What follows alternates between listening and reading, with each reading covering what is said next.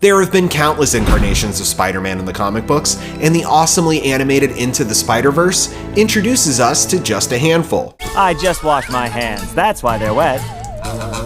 No other reason? Okay. On this IMDb brief, let's look at the newest Spider-Man to join the Spider-Verse, and what other arachnid Avengers we'd like to see spin some webs.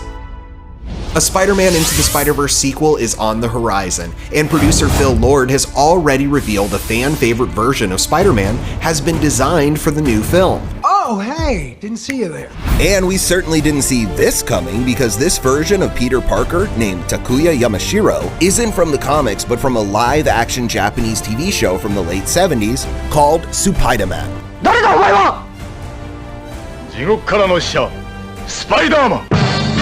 This incarnation of the webhead wasn't bitten by a radioactive spider, but instead got his powers from a UFO known as the Marveler, which Spidey can turn into a giant robot with the help of his oversized bracelet thingy. He also drives a really boss car and has a theme song about shaking his bum.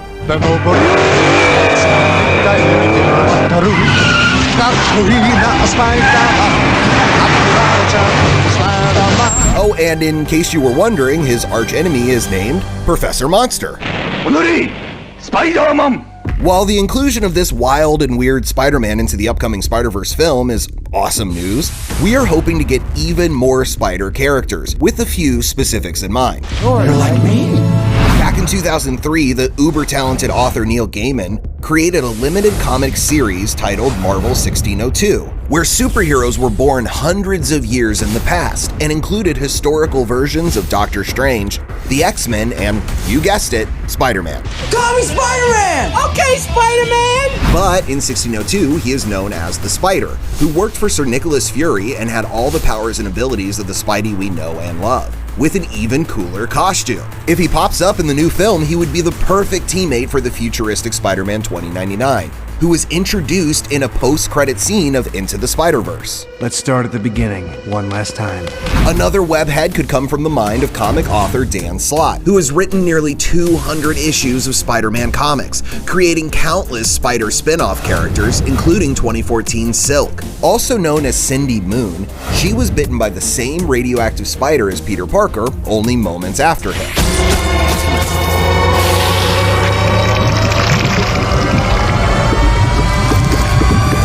Moon has all the same abilities the friendly neighborhood superhero does, and then some, like the power to organically spin webs from her fingertips. The character could be a great expansion to the universe of Jake Johnson's Spider-Man from the first film, as she comes from the same world. We're a little team. Me as the teacher who could still do it. You as the student who can do it, just not as good. That's high praise coming from you, Spidey. And speaking of praise, Cosmic Spider-Man deserves all of it, because he is the most powerful Spider-Man of all time. This power comes from the Enigma Force, a sentient energy that seeks out and bonds with a host, giving them the power to do pretty much anything. It's clear to me that you were not ready for this.